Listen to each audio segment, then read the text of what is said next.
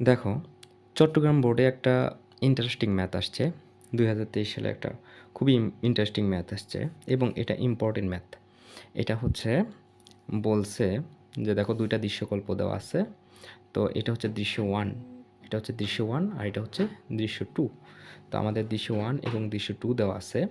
আমাদের বলছে গ নম্বর ম্যাথে যেটা বলছে যে দৃশ্য 2 এর মৌলটি শনাক্ত করো। তাহলে দৃশ্য 2 এর মৌলটি শনাক্ত করতে গেলে আমাদের কি করতে হবে?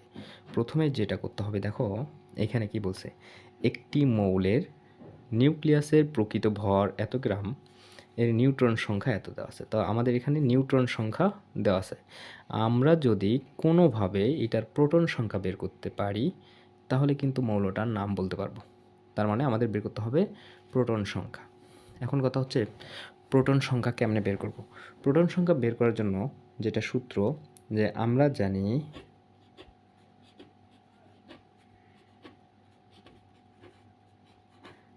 জানি প্রোটনের ভর, একটা সূত্র জানি, সেটা হচ্ছে প্রোটনের ভর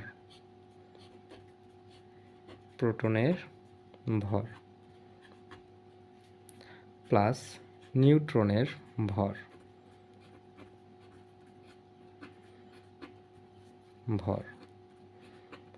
ইকুয়াল, যেটা হবে সেটা হচ্ছে নিউক্লিয়াসের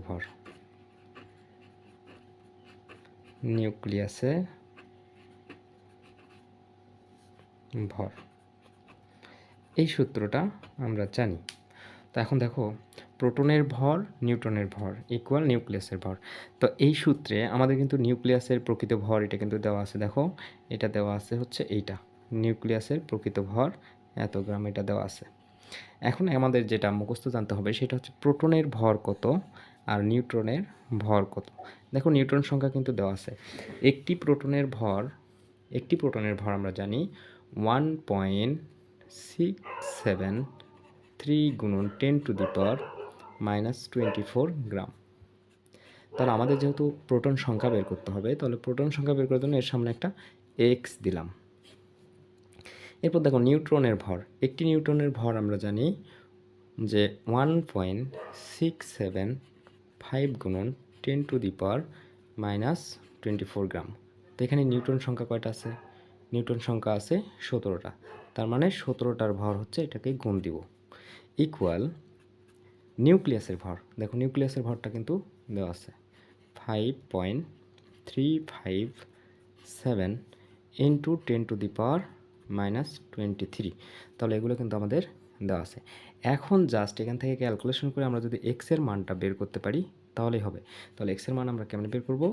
বা 1.673 গুণন 10⁻⁻24 এক্স ইকুয়াল 5.357 গুণন 10⁻⁻23, আর এইটাকে আমরা ওই পাশে নিয়ে যাব, -17 গুণন 1.675 গুণন 10⁻⁻24।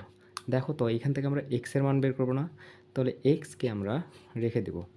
এক্সকে যদি রেখে দিই তাহলে 5.357 গুণন 10⁻⁻23 -17 গুণন 1.675 গুণন 10⁻⁻24 ডিভাইডেড, এটাকে আমরা ভাগ দেব, ডিভাইডেড এই যে এই মানটা 1.673 গুণন 10⁻⁻24। তাহলে এটাকে আমরা ক্যালকুলেটর দিয়ে যদি হিসাব করি, তাহলে ক্যালকুলেটর দিয়ে হিসাব করলে কত আসে দেখি। তাহলে আমাদের হিসাব করে আমি এখান থেকে রেজাল্ট বের করব যে কত আসে। তাহলে উপরে আছে 5.375, এটা আগে উঠাবো, 5.375 এক্সপি মাইনাস 23 মাইনাস 17 গুণন 5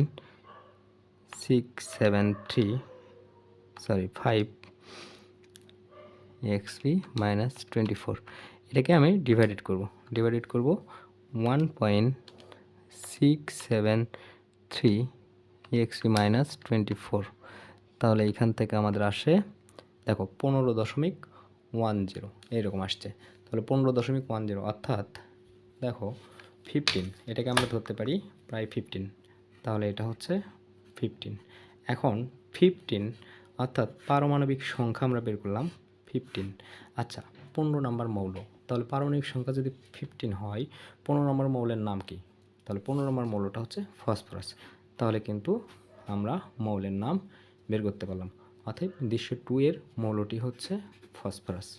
আশা করছি বুঝতে পারছো। ধন্যবাদ।